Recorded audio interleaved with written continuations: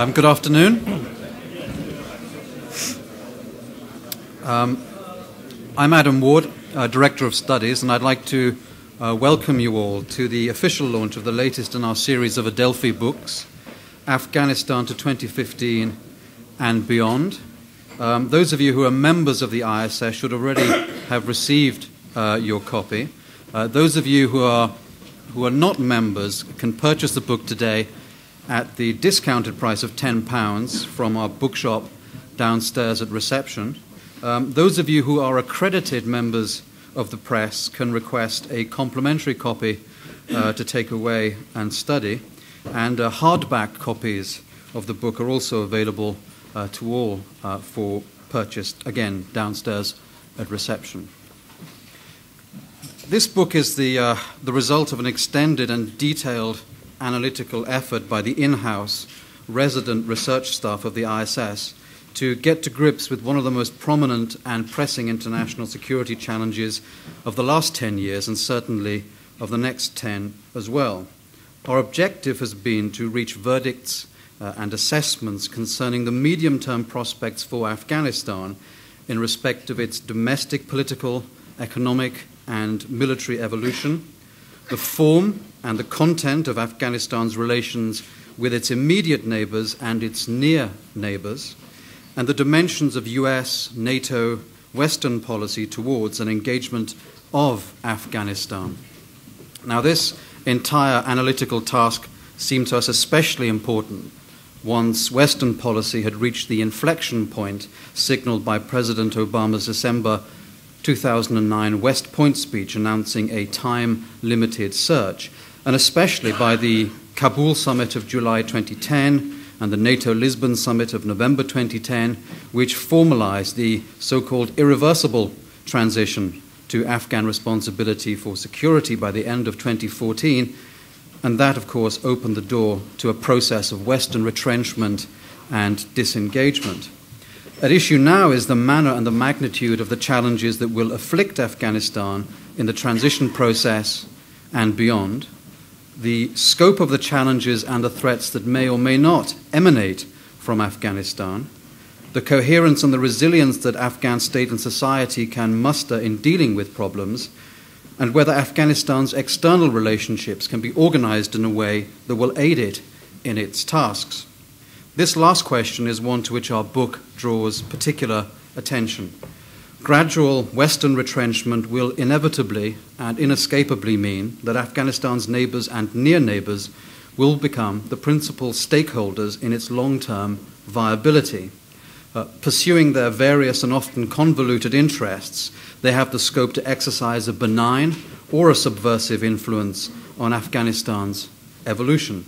The book, therefore, delves through over half of its chapters into the strategic calculus of Pakistan, Iran, Saudi Arabia, India, China, Russia, and the Central Asian states. On the whole, we argue that the strategic circles among these can be squared, and that a reversion to the past manner of disruptive intervention is not inevitable. And that's of a piece with the wider tone of this book, namely one of constrained optimism. The country's challenges are huge. Its future will be arduous. The malign variables are too numerous to mention. But as between the scenarios of a rapid descent into chaos and that of slow, uneven, patchy progress, it's the latter that on balance seems to us to be more likely at this stage. So what we propose to do today is to provide you with a series of 4 to 5 minute snapshot insights into elements of our thinking. Toby, Consulting Senior Fellow for the Middle East, will address domestic political issues. Nicholas Redman, Senior Fellow for Geopolitical Risk and Economic Security, will address economic questions. Brigadier Ben Barry, Senior Fellow for Land Warfare, will speak to the military situation.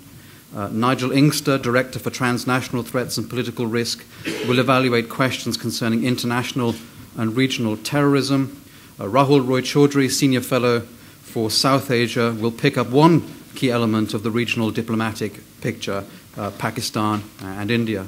And then we'll circle back to Toby for some broader conclusions. Alex Nichol, who is Director of Editorial and who edited the historical chapter tracing, as it were, the road to Lisbon, and Dana Allin, Editor of Survival, who wrote the chapter on US policy, are also going to be available to take questions that you may have for them in the Q&A period. So Toby, over to you. Thank you, Adam. I was asked in my chapter to pick up on Adam's issue about the manner and the magnitude of challenges facing Afghanistan after 2014 in the political sphere, basically in state-society relations. And I've nailed down 4 big challenges. The first is the Afghan Constitution, its highly centralizing nature, and the huge power it gives to the president. The second is the government, how should we put this politely, the government's increasing lack of electoral legitimacy because of the fraud surrounding the recent elections. The third is the all-pervading nature of corruption. And the fourth is the likely progress or lack of it in substantive peace talks. Now let's first look at the constitutional power of the president, both that given to Hamid Karzai and to any of his successors. The Afghan Constitution, drafted in 2003 and approved by a loyal Jirga in 2004, is best described, I think, as a highly ambitious document. Firstly, it imagines the Afghan state as being highly centralized, and it vests quite enormous power in the office of the president. Nationally, as I think we probably know, he appoints all cabinet ministers, the Attorney General, the head of the central bank, the National Security Director, as well as judges, officers in the armed forces, and officers in the national security services. But beyond Kabul, he's responsible to appoint all governors, 400 sub-governors, and all officials down to the level of district administrator. Now, this obviously gives rise to 2 major issues. The centralizing powers given to the Afghan state bear little or no resemblance to the actual power, the reach of state institutions. Secondly, the Constitution is bound at that level of power in one set of hands to personalize government performance and link it directly to the character traits, actions, and ability of one man. So it's unsurprising that Karzai, as someone quoted in his reaction to the opening of a Taliban office in Qatar, is off his meds. Basically, the power given to him means his personal foibles, his personal opinions shape, taint, drive both Afghan's domestic politics and its projection of power overseas. Now, as we know, Karzai's approach to governance has become increasingly clear, with the presidential palace using funds estimated at anything between $10 and $50 million a year to buy loyalty from Afghanistan's politicians. However, beyond Karzai, it is clear that whomever occupies the office of president will continue to have the overt and covert power to dominate politics in Kabul and the financial logistics to buy the loyalty and political coherence of the new political oligarchy that has come to dominate Afghanistan. So on one hand, I think Karzai has become a vehicle for the solidification of Afghanistan's political elite, and we could see that as a reason for stability, tying that elite to the palace and to the remaining stability of Afghan politics. But on the other hand, as international support draws down, as NATO troops depart, then clearly and most obviously power, the ability to influence Afghan society, is going to drain back into Afghan society and be reconstituted at a local level. So we have these 2 competing dynamics. This dynamic towards localism has been exacerbated by the electoral politics of Afghanistan since 2001. Now again, Karzai won an impressive victory in his first real electoral test in the presidential elections of October 2004. With all the advantages of incumbency, he won 55.4% of the votes. However, Karzai's attempt at re-election in August 2009 resulted in widespread and patently obvious electoral fraud. And this has resulted in a declining participation in electoral democracy. In the September 2010 parliamentary elections, 3.6 million ballots were cast compared to the 6.4 million in the previous parliamentary elections in 2005. So we have a dramatic and I think disturbing decrease in political mobilization around both parliamentary and presidential elections, which indicate that the Afghan population are at a crossroads, deciding whether to withdraw their support for the Afghan state or give them the benefit of the doubt. Now, this slow withdrawal of support for the centralized state has been clearly exacerbated by what we can describe as all-pervading political corruption. In 2010, Integrity Watch Afghanistan found that everyday bribery of government officials had doubled in the previous 3 years, and that average Afghans have to pay out $156 in bribes each year simply to access government services. Now, again, we can see this dual dynamic. Clearly, it's atrophying Afghan state institutions, delegitimizing the state's presence in Afghan society. But in saying that, we have to distinguish between politically efficient corruption and politically inefficient corruption. Politically inefficient corruption is simply that which exists because the chances of getting caught, government officials taking bribes and being punished for it, are fairly negligible. Politically efficient corruption is that which is wielded from the president's office down in an attempt to cement civil servants, business people, senior politicians' loyalty to the state. And again, we have this dual dynamic of the tolerance of corruption allowing the presidential palace to solidify the ruling elite and tie them to the continued stability of the Afghan state, while also clearly having extremely damaging effect on state capacity and the population's support of the state. Now, finally, given US troop drawdown, there's been a great deal of energy from Secretary of State Clinton down invested in stimulating peace talks between the Taliban and the Afghan government. Again, but as we've seen with Karzai's recent reaction to breakthroughs with the Taliban, this is a rather schizophrenic movement. Karzai desperately seeking to dominate that, while the Taliban themselves taking a rather cool and rational view, seeing how the post-withdrawal situation pans out to see whether they will actually back substantive peace talks or not. Now, against that background, I'm rather skeptical that a meaningful breakthrough in peace talks, a sustainable set of negotiations leading to the reintegration, the political reintegration of senior Taliban leaders will happen. I think there's too much uncertainty running up to and the aftermath of the drawdown for the Taliban to engage in meaningful talks, but also for the Afghan government to engage in meaningful concessions to bring the Taliban in. So to conclude on this rather brief tour of political horizon, I think post-regime change order in Kabul has empowered a tenacious, corrupt but ambitious ruling oligarchy. The political and financial leverage of the presidency, both formal and informal, is probably powerful enough to keep this oligarchy roughly coherent and united enough to remain in a dominant position in Kabul and its hinterlands. However, as you know, 75% of Afghan's 30 million population live in rural areas, and as NATO draws down, and as the financial support for the Afghan state is consolidated and reduced, you're going to see a dropping off of government presence within wider Afghan society. Now, in a way, this is a return to the past, a return to historic state-society relations in Afghanistan, where the state sought loyalty from the population on a kind of laissez-faire, leave-alone basis. We won't ask a lot of you if you don't ask a lot of us. So what we'll be seeing, I suspect, is a recalibration of the Afghan state's presence in Afghan society, a much more limited agenda, and the constitution and indeed the role of the president outside the ruling elite in Kabul shrinking to a much more historically consistent and, to be frank, realistic presence. Thanks. Nicholas Redman. Thank you. Well, for the purposes of this study, I think the Afghan economy matters primarily for two reasons. First, to provide the jobs, food, necessities, and the avenue for aspiration for the population, because poverty tends to work against peace and stability.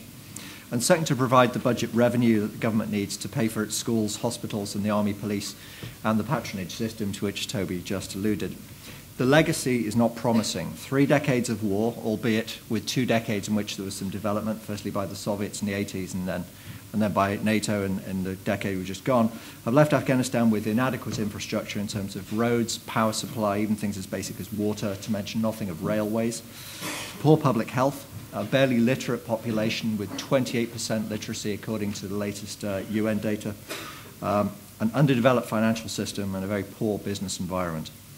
The looming threat is that a contraction in foreign aid will plunge the economy into recession at the worst possible time, 2015.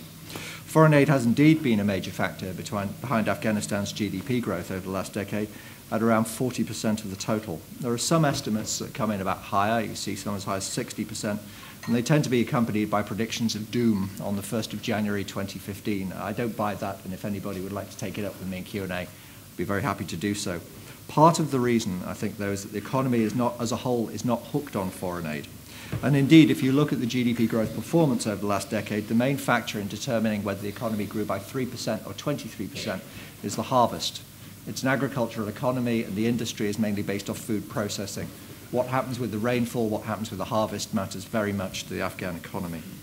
It's a mostly rural population engaged in subsistence or indeed grey activities, and they have only a tangential link to the development aid projects that have been going ahead in the last 10 years. So, on the budget and on jobs, to deal with the budget first. Government spending at the moment is around 20% of GDP, but the government is taking only 11% of GDP in taxes. Foreign aid is making up the shortfall. I think it will continue to do so for several years, but in the medium term, Afghanistan must be able to stand on its own 2 feet. Progress has already been made in improving revenue collection, particularly via customs, but the key to a step change in the government's tax revenue is development of the country's mining sector. Afghanistan is rich in minerals, iron ore, copper, niobium, rare earth metals. There's also gold, marble, and uranium.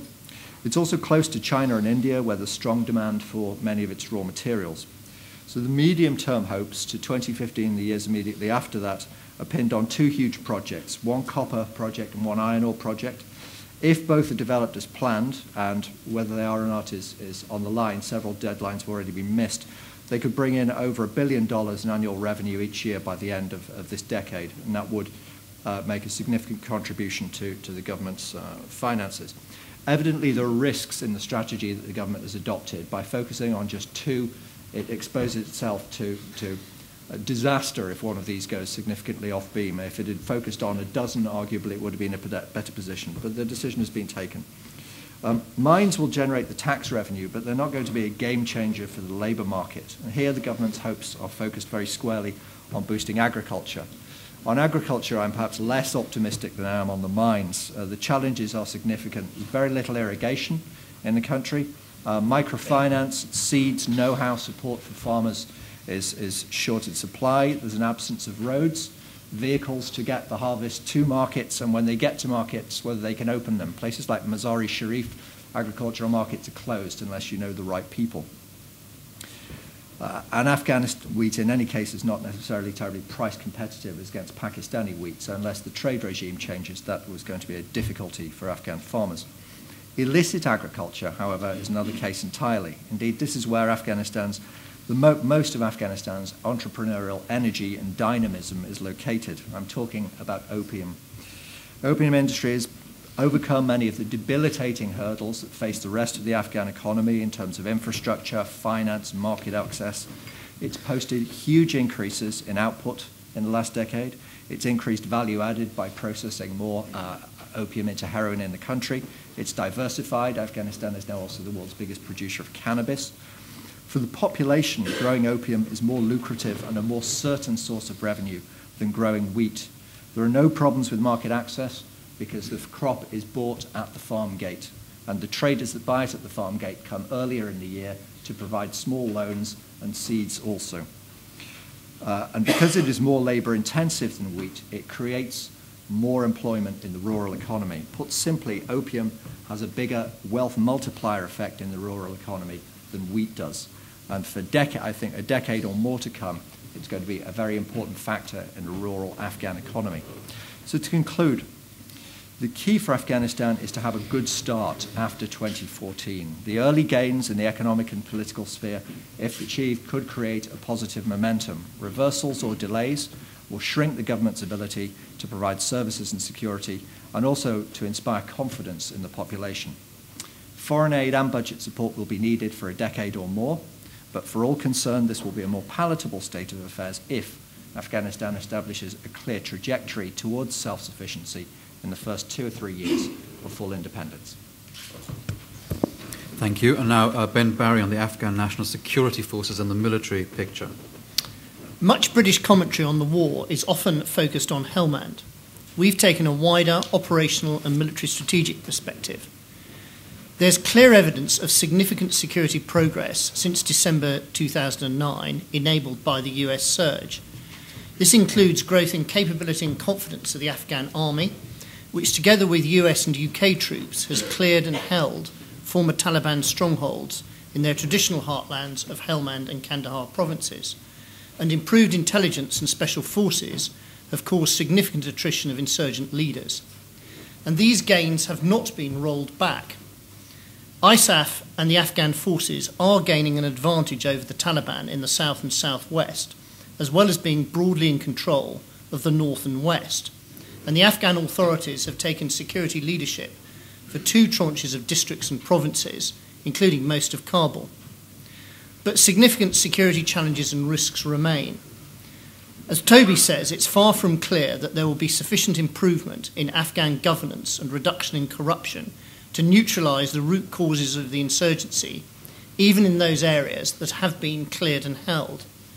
And the insurgents have had some success in assassinating government officials. The Afghan police are less well developed than the army. They will develop, but their ability to serve the Afghan people requires improving the whole machinery of justice, including courts, lawyers and prisons, but these areas lag much farther behind. Kabul is important. Although it only has 1% of security incidents, it was the focus of last year's spectacular attacks. Although these were countered by the Afghan forces with limited NATO support, as propaganda of the deed, these attacks portrayed transition as failing. Although the layered defences of Kabul seem to have been subsequently strengthened, the ability to counter these spectacular attacks is limited by the presence of insurgents, criminal networks and narco-barons in Kabul's hinterland, and there has been far less military progress in southeastern Afghanistan, the area covered by Regional Command East, which is also the heartland of the Haqqani network. Now, the surge will withdraw this year, with the remaining 68,000 US forces coming home at a steady pace, to quote President Obama. Defence Secretary Leon Panetta has signalled that the military main effort in Afghanistan will now switch from the south of the country to eastern Afghanistan. And I use his congressional testimony here. He says, eastern Afghanistan is where the insurgents have advantages they've lost elsewhere in the country. Combined with the reducing NATO force levels, this makes it less likely that insurgent strongholds in eastern Afghanistan can be cleared, let alone held. Of course, this is complicated by the Durand Line, and it's also unlikely to be complemented by Pakistan tackling insurgent bases across the border in North Waziristan. US troop reductions will probably be matched, if not overtaken, by reductions of other national contingents. This, of course, will encourage insurgents to think they can outlast NATO. Indeed, there is little evidence that military efforts are having sufficient coercive effect to bring the insurgents to the conference table, let alone keep them there, let alone force them into an acceptable deal. Overall, I assess that the Afghan National Army will continue to improve its capability. So as NATO reduces, Afghan forces should be capable of holding those areas that are now clear, relatively clear, of insurgents. So I assess the most likely security outcome in January 2015 is a situation much like today, a patchwork of security, with the Afghan forces largely suppressing much insurgent activity in many areas. But other areas, particularly in eastern Afghanistan, will probably remain under insurgent sway. Thank you. And then terrorism prompted the intervention. Nigel, perhaps you'd like to address that. Yes, well, indeed. That's why we're there in the first place, to eliminate the threat from transnational terrorism, in particular Al-Qaeda, which was a new form of terrorism with networks around the planet and safe bases in Afghanistan, from which, since the mid-1990s, the organization was able to operate with virtual impunity. But of course, a lot has changed since then. Al-Qaeda has failed to come up with another spectacular, even remotely comparable to 9/11, and its leadership, organization, and finances have suffered continuous processes of attrition, including, of course, last year, the death of Osama bin Laden himself. And all of this, I think, has raised significant questions about the sustainability and survivability of this movement. And that trend, I think, has been amplified by a combination of violent excesses by jihadist groups in places where they have been able to achieve some measure of control, and the recent developments of the Arab awakening, which, although it raises enormous uncertainties and potential insecurities, which could potentially be exploited by jihadist groups, I think takes the debate in a major part of the Islamic world in a fundamentally different direction, and leaves Al-Qaeda with little of relevance to say for itself. But of course, that is not to say that jihadism as a phenomenon is about to disappear from our lives. It's not. With what we've witnessed over the last years, and I think this is particularly true in the South Asian region, is the evolution of what one writer, who I think is in this audience, has described as a jihadist soup, a constantly shifting mosaic of extremist groups who, to a greater or lesser degree, coalesce around a broad Al-Qaeda-based ideology. And it's a much more complex situation to define, because while we like to brigade these groups in neat organizational categories, the reality is increasingly that interaction between these groups is determined more by personal family relationships, shared experiences, and ideological affinities than by any kind of formal organizational process.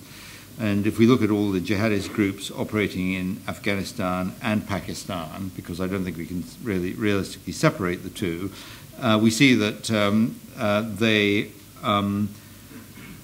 support and have some degree of operational engagement with Al-Qaeda, but some of these groups are broadly aligned with the interests of Pakistan. Others have turned their guns against the Pakistani state.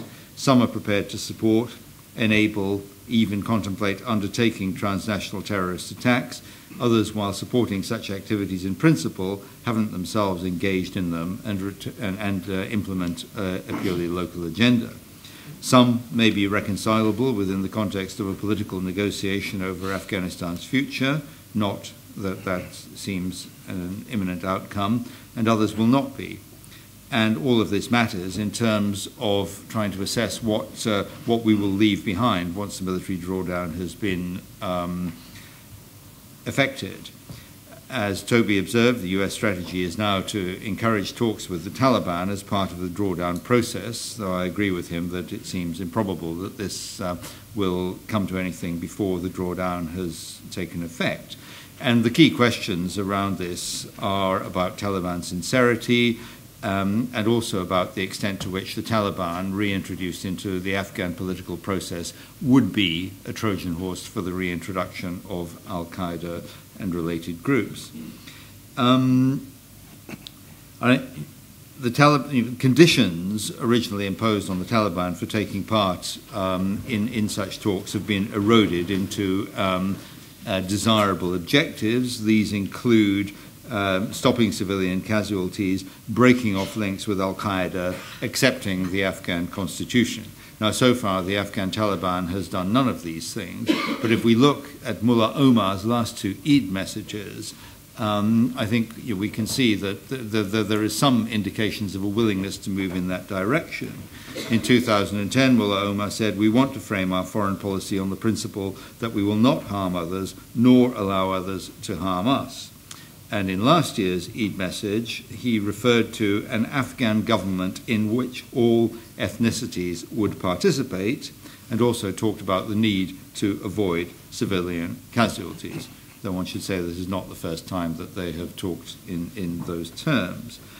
In terms of the Taliban's capacity to act as a Trojan horse for the reinsertion of al-Qaeda into Afghanistan, the book that we've written makes clear that the relationship between these two groups was never straightforward, very far from being a marriage made in heaven. And I think the likelihood is that, with Osama bin Laden now gone, distancing the Taliban from al-Qaeda will be an easier thing to accomplish, even if it won't be done publicly and explicitly in the way that many of us would hope. And there are quite a lot of indications the Taliban have put out privately that they wish to put distance between themselves and foreign groups. I think a more intriguing question in all of this is going to be what will be the position of one of the Taliban key allies, namely the Haqqani network. And their traditional heartland territory, the area known as Greater Paktia, is a strategically key region covering the eastern approaches to Kabul. The relationship between the founder of the group, Jalaluddin Haqqani, Osama bin Laden, is long-standing and supportive. And Haqqani was an early prophet of global jihadism, got there well ahead of Abdullah Azzam, who's normally seen as Osama bin Laden's intellectual mentor. And as one scholar has put it, the Haqqani network, situated at the point of convergence between multiple networks and interest groups in Afghanistan and Pakistan. It's had a key role in all the major terrorist operations that have taken place in Afghanistan over the past decade. It supports and, in a sense, functions as a semi-autonomous subsidiary of the Afghan Taliban, but it has links with and serves as an enabler for the activities of all major jihadist groups in the region, including the Pakistani Taliban and the Pakistani Deobandi groups that are now in contention with the Pakistani state. It's also got long-established links with the Pakistani state, which see it as a critical interlocutor and source of influence in a strategically vital region. And the Haqqani network has never done anything detrimental to the interests of Pakistan, despite its close links to groups which have, nor has it itself taken part in transnational terrorist attacks. But for the United States, certainly, this relationship and the role of the Haqqani network has been critical. And in 2011, Mike Mullen described it as the pivot issue between Pakistan and the United States. I think whatever happens in respect of Afghanistan, significant elements of the jihadist soup will be left sloshing around in both Afghanistan, but more importantly in Pakistan. And the nature of the problem is changing from one of more structured organizations to formless groups comprising like-minded individuals. And how it can be dealt with, what degree of transnational rather than purely local threat this phenomenon poses, is an unresolved mystery and will remain so for some time. But I think one clear recommendation we do make in the book is that a much reduced US military and security presence in the region is likely in and of itself to lower the temperature and the resultant risk that regional jihadism, which will undoubtedly continue to exist, will go global. But that is an issue of risk management, and it remains to be seen what the US calculus of risk in this respect is likely to be. Thank you. We'll now segue to Pakistan. Rahul, Roy-Chaudhury. The Pakistan and India chapters in this book focus on three main issues. First, the impact of these countries on Afghanistan and Afghanistan's impact on them. Pakistan is the neighboring state with the greatest leverage in Afghanistan, but it is also the neighbor most distrusted by the Afghan government and people. It is widely held to provide sanctuary and support to the Afghan Taliban's Quetta Shura and the Haqqani terror network, which Nigel just alluded to carry out cross-border attacks in Afghanistan, which complicate ISAF's counterinsurgency campaign there. At the same time, this has encouraged the growth of militants within Pakistan, committed to fighting and overthrowing the Pakistan state and forced the Pakistani military into major counterinsurgency operations within its own territory. At the same time, India's lack of geographical contiguity with Afghanistan curtails its policy options and results in far lesser stakes for India than Pakistan in Afghanistan. But at the same time, this provides greater soft power opportunities for India in Afghanistan. The second theme of the chapters is the prospective policy trends of both India and Pakistan towards Afghanistan.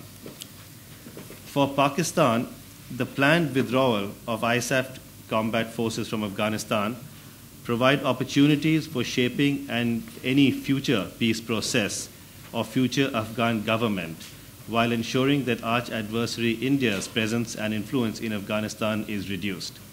This is especially the case in terms of Pakistan's leverage over the Haqqani network and parts of the Quetta Shura. But the stalling of an Afghan-led peace process at the moment and the severe deterioration of Islamabad's relations with Washington have complicated this scenario. Moreover, from a visit by a IISS team to both New Delhi and Islamabad 2 months ago, where we held interactions with senior ministers, intelligence chiefs, and military leaders, it was also clear that the risk of a civil war in Afghanistan was a worst-case scenario with negative implications for both countries, for both India and Pakistan, for different reasons. The third theme of the chapters is the India-Pakistan rivalry in Afghanistan. The key driver of Pakistan's policy towards Afghanistan has been its quest for strategic depth in light of the power asymmetry with India. Pakistan also sees India's policy in Afghanistan as a deliberate attempt to encircle it. At the same time, India is concerned over Pakistan's efforts to force its withdrawal from Afghanistan through terror attacks which it sees against Indian diplomats and nationals in Afghanistan. Yet, claims of an India-Pakistan proxy war in Afghanistan are exaggerated. India-Pakistan rhetoric against each other on Afghanistan has now noticeably decreased. Islamabad had made no official comment on India's decision to bolster its economic package for Afghanistan and played down the India-Afghanistan Strategic Partnership Agreement last October. 6 Pakistani army divisions have been redeployed in the last 2-3 years from the Indian border to the tribal areas bordering Afghanistan for counterinsurgency operations. Meanwhile, the Indian government has also made it clear that it has no intention of deploying army troops or military trainers in Afghanistan. No major Indian construction projects have started in Afghanistan in the past 2 to 3 years. Both countries now, and the essence of the chapters really, is that both countries now need to build on such unilateral initiatives. Progress in the ongoing India-Pakistan peace talks can help. But equally important, it is time now for India and Pakistan to begin a bilateral dialogue discussing stability in Afghanistan at a time when no such dialogue exists, and to include for the first time their intelligence agencies in such a dialogue. Such a framework could, in effect, prevent any future confrontation between both countries in Afghanistan. Thank you very much, Rahul. Toby, draw some of the strands together for us. Okay, well, thanks for that. In concluding, and I'm very much aware that we've been throwing data and facts at you, I thought I'd draw your attention to the conclusion of the book itself, which is titled something innocuous like Conclusions, but could have, if I'd had my way, been called Slaying the Spectres of History.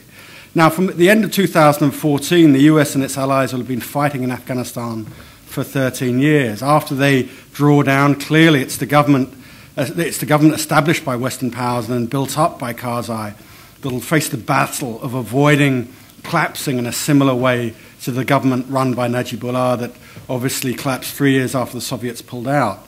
Now, the principal conclusions of this volume and of the final chapter is that Kabul will probably prevail because the central government has amassed sufficient power to ensure that the centre will hold, even if it must curtail, as I've indicated earlier, its kind of ambitious state-building agenda that it's tried to pursue through the Constitution and elsewhere. also the regional picture is far more promising than it was in 1989-92, as Rahul has quite clearly indicated. All but one of the neighbouring states support the Afghan central government, and the Afghan central government has enough of a presence to stop the geographical area of the Afghan state becoming a cockpit for regional competition. So basically, the strength, we think, probably the strength of the Afghan government is enough to keep Afghanistan from becoming a regional plaything.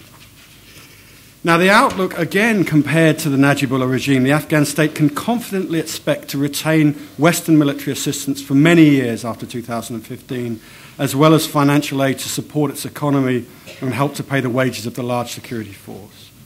Domestically, the Karzai government is more powerful than the Najibullahs, and Karzai, I think, whether we like it or not, has astutely, overtly and covertly used the financial resources at his disposal to tie a fractious governing elite to him and the continued sustainability of the Afghan state. Now, what are the lessons for Western policy? Probably two. Firstly, the US and its allies must continue to deliver substantial and sustainable aid flows to the Afghan state, with, again, the spectre of Afghanistan being ignored after the Soviet withdrawal. This will help to cushion the economy from the fiscal contradictions that will inevitably follow the drawdown of Western forces. Again, the Afghan military chapter written by Ben Barry estimates that the Afghan state won't be able to pay for its own armed forces until 2020 or 2025 with best case scenario. Secondly, and again picking up on Rahul's points, that the US and its allies, especially NATO, are going to have to engage in muscular regional diplomacy to identify the positive trends that Rahul has looked at in both his chapters, to push them forward and to put very clear and enforceable red lines around regional meddling. Now, what are the risks to this heavily caveated but broadly optimistic scenario? Firstly, a collapse in foreign aid, or the failure to realise the modest development goals that in agriculture and mining that the international community has committed to. Secondly, there's a possibility, but I think Ben would argue a remote one, that the Afghan National Security Forces could splinter along ethnic lines, fail to recruit or retain sufficient troops, or lack funding. Thirdly, and this is the one that I dealt with in my own chapter, whoever becomes president after 2014, we assume will decide to follow a similar governance strategy to Hamid Karzai. However, there's a danger that in the lag between personal changeover, because patronage is by its very nature a face-to-face business, there'll be a drop-off in the coherence of the ruling elite and its unity. Or that a new president may well decide to pursue a radically different governing strategy, in which case what we've seen as a kind of predictable evolution of Afghan politics may be knocked offline. So, although this book is broadly and relatively optimistic about the continuing stability of Afghanistan and the continuing ability of Kabul to hold the terrain broadly that it's got, there are clearly a series of major issues that need to be dealt with by the Afghan government, but also a consistency and a consistent commitment to funding by the international community in order for the Afghan state to hold and to be able to resist regional meddling and regional competition as after the Soviets pulled out. Thanks. Great, thank you very much. We've now got some time for questions and comments from the floor. If you'd like to make an intervention, as usual, wait for the microphone to reach you and then identify yourself when it does and you've been chosen. The gentleman here in the second row in the blue.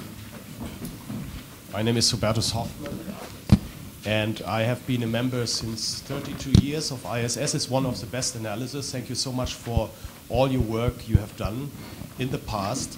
Adam, I think we should switch a little the workflow of analysis. I think we stick too much on description of the problems, and at the end we have 2 or 3 pages saying we have to do more about it. I'm a businessman as well, and I'm only interested in options, actions, and price lists. I think in the next papers it would be much better if we have 200 pages, we have 60 to 100 pages in options, actions, price tags. We don't have it anywhere. We don't have it in politics. We don't get it from the Foreign Office or the German Auswärtiges Amt. And this is a real lack. And I think our institute should do more to discuss. It's not that we find the golden solution, which is a mission impossible, but that we start a process with how negotiations have to go, where are the experience, what had been done, what would be the perfect, what's pro and con. And I think we should go into this direction to have much more influence, not only a description of the problems, but shaping reality. Thank you so much. Thanks for that comment. Tom Coughlin from The Times, please.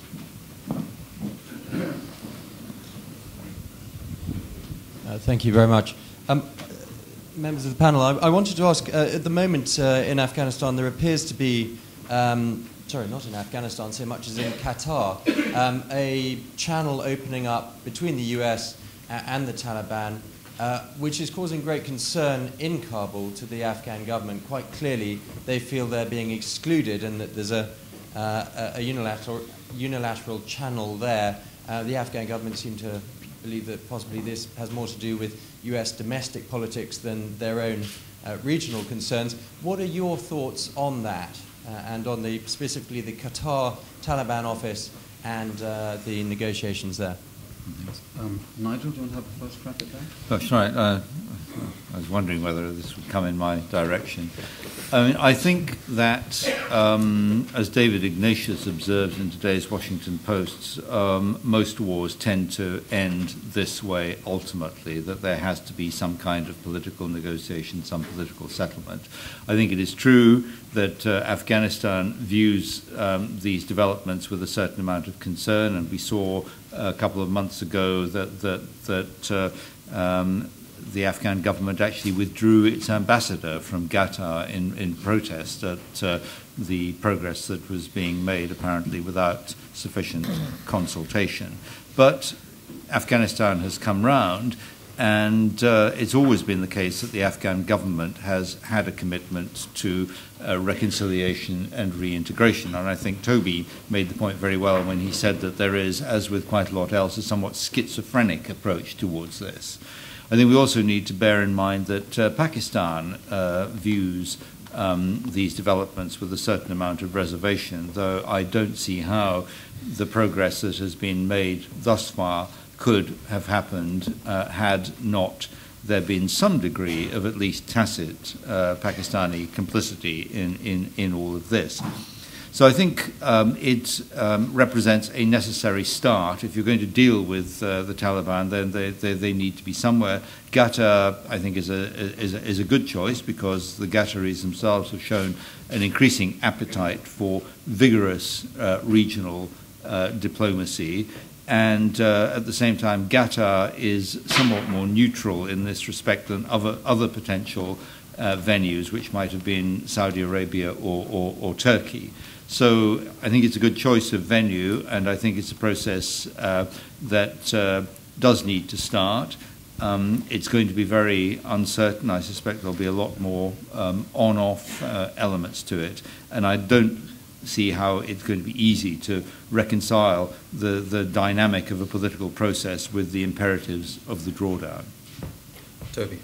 Yeah, I think it's a fascinating subject and a great question. And if we track the evolution of US attitudes towards negotiations, clearly, when they first started, what we had in mind is a situation similar to Iraq, where the insurgency would be fractured from the bottom up, and once fractured, brought into a kind of subservient relationship with the Afghan government. And I suspect that's what Karzai had in mind.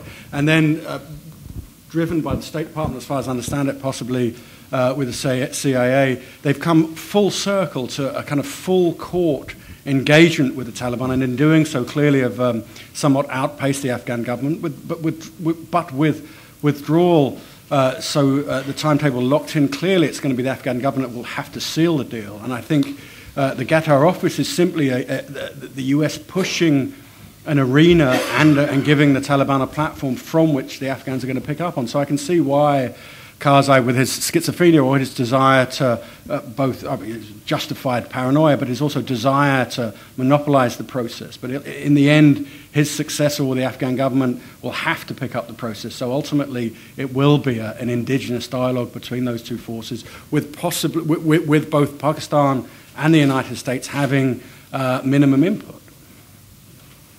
Questions? Yes, gentleman in the back in the grey suit. Can the others keep your hands up, please, so I can... Yeah, great, thanks. James Hurst from BFBS. You talked, Toby Dodge, about the, as time progresses in the rural areas, less presence of the state and moving more towards how it was in the past. The phrase that will come to some people's minds when they hear that is it a return to ungoverned space? And does it potentially mean the Taliban forcing their own return as governance in those areas? It's a great question. I wouldn't use the term ungoverned space. I'd use the term differently governed space, or maybe consensual space. And this isn't pedantic, because what we're arguing about, or what we're discussing, is the state's ambition and the type of relationship it can have with a kind of wider, predominantly rural Afghan society. Now, if you do look at Afghan history well beyond the Najibullah regime, but also the ambitions of the Soviet-backed government after the coup, rebellions and alienation were triggered by that kind of developmental scorched earth modernity policy pushed by that. The Afghan state has not succeeded under the highly ambitious kind of constitutional framework of Karzai in realizing the state-building project. So we are moving back to some form of negotiated dynamic with rural realities kind of reconstituting themselves in an autonomous way. The most obvious way to handing back rural areas to the Taliban would be a forceful deployment of troops and an attempt at coercion without aid, without negotiation. So I suspect, especially after 2015, what we'll see is indeed, if not in statement, a much more modest, much more an approach based on dialogue and letting Afghan rural society be to a large extent. Alex Nichol? Thanks very much. Just very briefly, the sort of history of Afghanistan, which I've summarized in the first chapter of the book, really talks about how the balance of power within Afghanistan has constantly been shifting between Kabul and between local tribal elements, warlords, and so forth. And I think what Toby's been talking about is a really bit of a reversion to that you have a government in Kabul that is exerting itself to the extent that it can. Toby's indicated it perhaps to be less in the future than their current aspiration. But that means that local forces, tribal elements, different ethnic groups push themselves forward. I don't think that in the past, I don't think Afghanistan has been ungoverned space. In fact, probably a lot of spaces that are in the world that are called ungoverned aren't really ungoverned. But I think it's more just a reversion to the past. Richard Norton-Taylor, please, and the fourth row back, I think. Stand up. Richard Norton-Taylor, The Guardian. I like your restrained optimism. Can I ask you about one of the most, the top of the attendant risks, which is a possible or a potential attack on Iran, which you presumably hope and assume, indeed, will not happen. An entirely separate question on the significance of end of 2014, maybe for Barry. That is although combat troops will finish or end there, we are told, there will be quite a lot of other military presence remaining, like special forces and drones and so on. I wonder if that is taken into account, how significant that would be in your view. Thanks. If you could just actually pass the microphone to the gentleman sitting next to you, who I think also had a question. Just hi, I'm Duncan Gardner, security correspondent at The Telegraph. So I was just noticing a slight difference of opinions between Ben and Toby. Ben seems to think the security forces will be able to keep on control of everything except eastern Afghanistan, and Toby seems to be talking about a shrinking of control around Kabul and its hinterlands. I was just wondering really whether Toby's actually saying that the model for Afghanistan was wrong from the outset, and the centralised model is just going to have to be dumped and a new one come up with. Okay, Ben, why don't you respond to Richard Norton-Taylor's initial question and then segue into the issue that's just been raised. And then, Toby, why don't you follow up from that, and we'll see how wide or narrow the difference is. Shall I start with Iran? Well, if you want to, yeah. yes. There's a whole chapter on Iran in the book. Iran has a variety of strategic and economic interests in stability in Afghanistan. Its approach has been quite calibrated between supporting Karzai, safeguarding the interests of Hazara, economic development of that part of Afghanistan that faces Iran, and at the same time making sure that the great Satan's occupation of Afghanistan is seen not to pay. The danger of a military confrontation with Iran involving the US and or Israel is, of course, Iran takes the gloves off. Although, of course, there are risks attendant in that for Iran, including responses that the US might make into Iran, which, of course, they refrained from doing so during the Iraq War. But we cover that in both my chapter and the Iran chapter of the book. If you just pause there, because Dana wants to just come in on the Iranian question, and then we'll move on as intended. Dana. Well, actually, I think Ben actually just covered it. I mean, I would just only add that I think if you're looking at, as we do in the book and in the conclusion, at things that could, risks that could throw our mildly optimistic scenario off track, a conflict with Iran involving Israel in the first instance, and then almost inevitably involving the United States, is a very high risk. I would say I'm fairly pessimistic about that, and the consequence, as we've also said, an important factor for optimism is that all but one of Afghanistan's neighbors, basically support the Kabul government and the stability there. If Iran's position on that was fundamentally changed, we'd have a big problem. But I would note that the dynamics of that problem change over time as U.S. troops are withdrawn. One large benefit of withdrawing U.S. troops from Iraq is they're no longer vulnerable to Iranian meddling, and that would obviously be the case in Afghanistan as well. Thanks. Ben. If I could just start by saying that actually about half of the military chapter is about the prospects for transition and then Afghanistan, the security side, after 2015. Although we were never given NATO's plan, there's enough in the public domain about what it is to allow me to write a strategic plan from the point of view of the Taliban, of how they might seek to frustrate that. And I think I can reassure you that many aspects of NATO's plan and what it has done and appears to be going to do are resilient against many of the options at the operational and strategic level that the Taliban might choose to exercise. Quite clearly, from 2015, there's a spectrum of possible futures and a spectrum of security situations that are going to directly affect the international security presence. Now, what is the known is that the US, the UK, Australia, and other NATO countries have all committed in varying degrees to supporting Afghanistan's security after 2015. The factor that is less well discussed in public, but which we do analyse in the book, is part of this is going to be dependent on Afghan attitudes.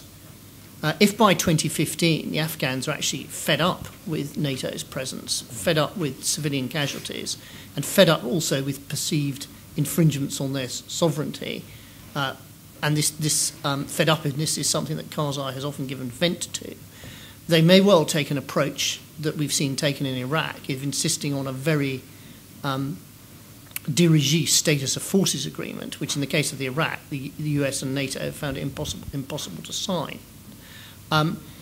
There is also a prospective outcome where the Afghan security forces and government have become extremely confident and say, thanks but no thanks, we only want a little. You've got to set this against the fact that a reduction of infidel boots on the ground, prospectively a reduction down to zero, could reduce a major course of recruiting agent of both the Taliban in terms of nationalism and also jihadists. Now, in the book, we actually say that the most likely course is some modest support after 2015, particularly in ministries and in the what will be a much better developed Afghan security training establishment, where I'd also observe that the greatest need is not so much military training as police training. It's all there in more detail, but I think what actually happens will be very dependent on the security dynamics at the time and also the internal Afghan political dynamics. Yeah, let me completely agree with you and completely disagree with you. There's not a Turkish cigarette paper between me and Ben on that sense. So what we're talking about, what Ben is describing, is the ability of the Afghan military to keep Taliban operatives out of, or keep to stop the Taliban effectively operating in certain areas, and I'd completely agree with him. What I'm talking about is the Afghan government's ability to have a civilian infrastructural institutional footprint to deliver government services. So that's it's a difference of analytical focus. Where I'd completely agree with you is both the model that the Afghan state builders, Afghan modernizers, Kabul and Karzai and his group in Kabul had, a highly ambitious, completely unrealistic state building, centralized state building process around the Afghan Constitution, and the actual reality of state building in Afghanistan going forward after 2014. That will clearly be dropped in actuality, if not in name. There isn't the resources, the success, the capability to roll out that type of centralized institutions, possibly anywhere in the world, but certainly not in Afghanistan. So what we'll have is a much more modest, much more consensual dialogue between, as Alex was saying, not ungoverned, but differently governed, locally governed areas of Afghanistan and the Kabul state, which, and again, as Alex was saying, brings it back to a state-society model that has dominated Afghanistan at its most successful through its history. Robert Fox in the last but one row.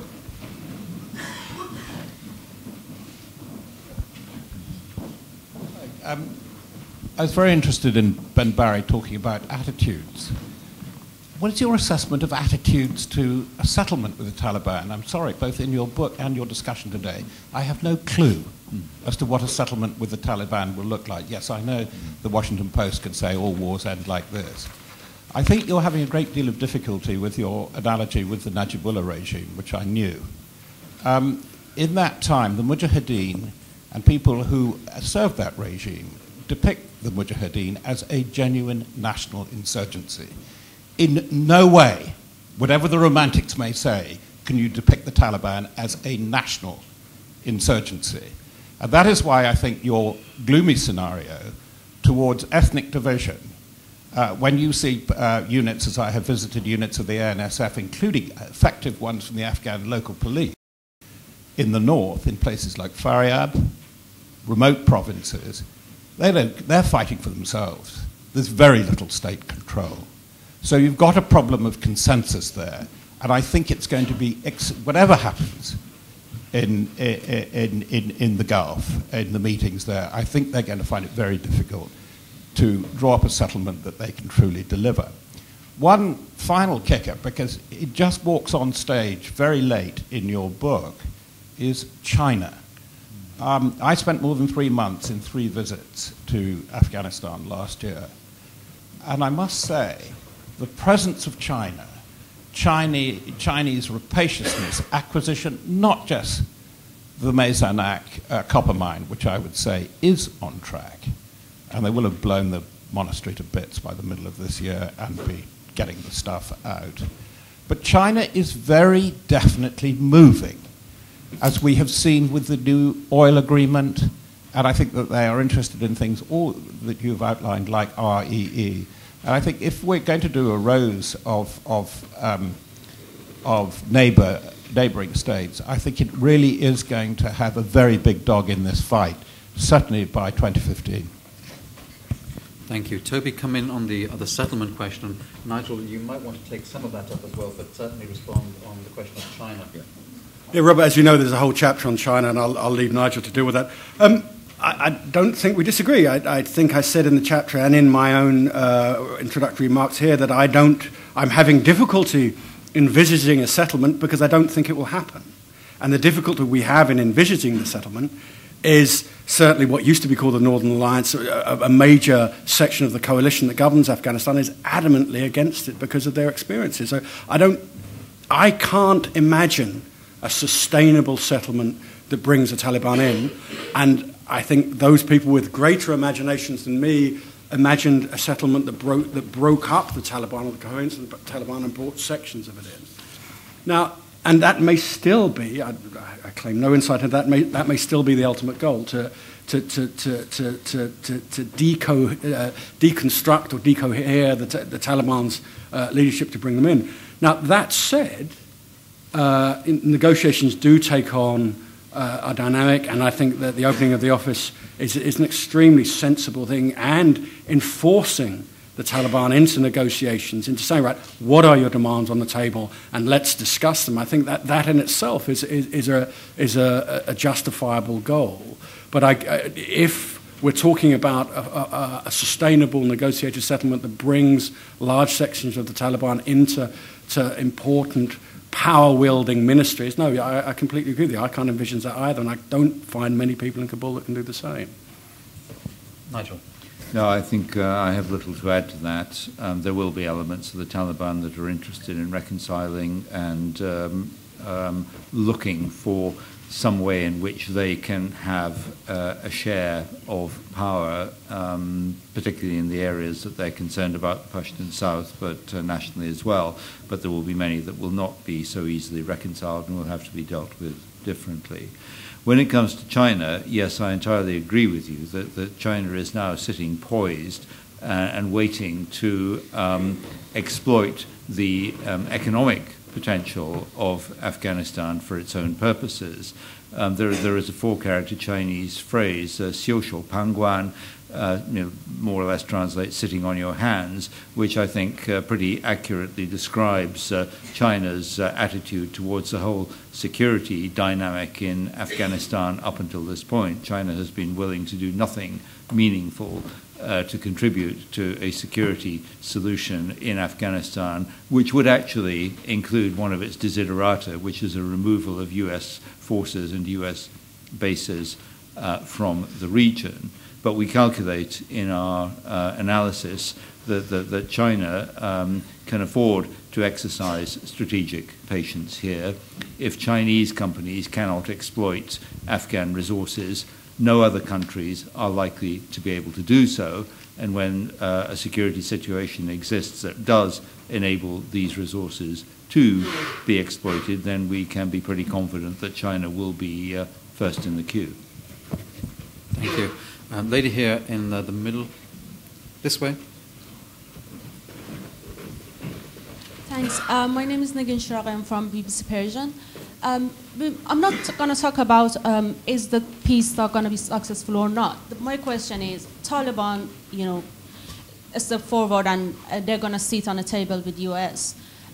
We had this news about Golbedin Hikmatyar group. They started to talk with government a couple of weeks ago. But the only thing that, as far as I know, Afghan group, they haven't started anything yet. They're not going to negotiate peace with the government or US. So in perspective of till 2015, what do you think about Afghan group and their future? How they're going to, the insurgency they're doing in Pakistan is kind of, the violence is quite high. So what do you think about that? Nigel, Haqqani Network. Yeah, well, the Haqqani network is very difficult to read. I mean, they have their own agenda, but they're also seen very much by Pakistan as a kind of strategic ace in the hole which provides a degree of assurance. Obviously, Haqqani Network's traditional heartland is the area I referred to, Greater Paktia, but where they are currently based and located is North Waziristan around Miram Shah.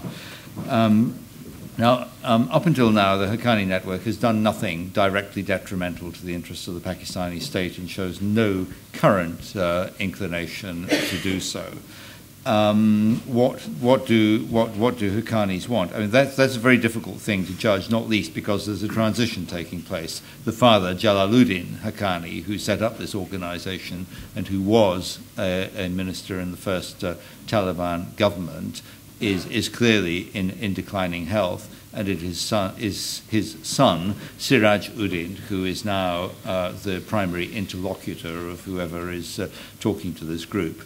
And he's less well known as a quantity, but I suspect in many ways more impetuous and more inclined to engage in violence for its own sake than perhaps his father is. I think he comes across as an intellectually lesser figure. Jalaluddin, for all you may not like his take on life, comes across as a man of intellectual substance and gravitas, and I don't think Siraj Uddin comes across in quite the same way. So that raises another question, and the issue for me is what would an organisation like the Haqqani Network be prepared to settle for?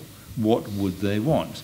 And it seems to me that the answer has got to be some significant degree of political influence in the areas they regard as theirs, in inverted commas, Greater Paktia and possibly North Waziristan. Now, is that a deal that can easily be struck? I don't know. I've got a feeling that at the end of the day, we might end up having to have a slugging match between the governments of Afghanistan, Pakistan, the USA, and Haqqani, but I just don't know. Final question, gentleman in the front here. David Page, member of the Institute. I take a slightly pessimistic view, but I'd just like to ask you, having mown the lawn for so long in what is a long war in Afghanistan with the prospect of continuing it, why on earth do we, the taxpayer, want to pay for this? Because it's a deeply corrupt country, which you've explained. It's expensive, and Nick alluded to and didn't go into, they're producing thousands of tons of heroin, which is flooding into Iran principally, and Pakistan, but into Western Europe. And having just recently been in the United States, Dana, I'd be interested to see if you think any of the next candidates but one, because I found no support in America for continuing the war after 2014. In actual fact, they prefer to get out sooner. Maybe more on the second than the first bit of that, Dana, if you want to come in. Well, I think that's right, although I would be slightly cautious. In some of the earliest Republican primary debates, you almost had what some people interpreted as a kind of neo-isolationist echo of, we don't want to, including from Mitt Romney, I think, some line about how the Afghanis have to fight for their own independence or some such line. But I wouldn't necessarily overinterpret those kind of remarks because, you have to put them in the context of partisan politics, which is that you tend to not be extra supportive of the war that the opposition president is running. But your overall point is correct, but I'm not sure exactly. It is true that taxpayers and voters in the United States and in other coalition countries have clearly reached the limits of their interest and commitment to this war. But that's why this war is being drawn down. Now, if the further question is, not to become Nixonian about this, but drawing down and precipitously withdrawing and watching the whole thing collapse are things that I think any government would make a distinction about. Now, if the further question is, the historical analogies are usually bogus. But when the United States left Vietnam after a famous decent interval, it basically cut off the South Vietnamese government. I don't see any interest in doing that, and I don't see any need to do it. It's not, we can argue about whether there was a need to do that in the early 1970s, but we're talking, as this is very measured optimism we put forth in this book, but we're talking about a comparatively benign regional context compared to what we were facing in Vietnam. So long-term, one of the clear recommendations of this book is long-term financial, economic, and military support for the Kabul regime. I think that's something that the political market should easily be able to bear, and I expect it will happen. Thanks. Well, thanks very much to all of you for coming. We welcome further feedback, questions, comments, and look forward to that. Thank you very much.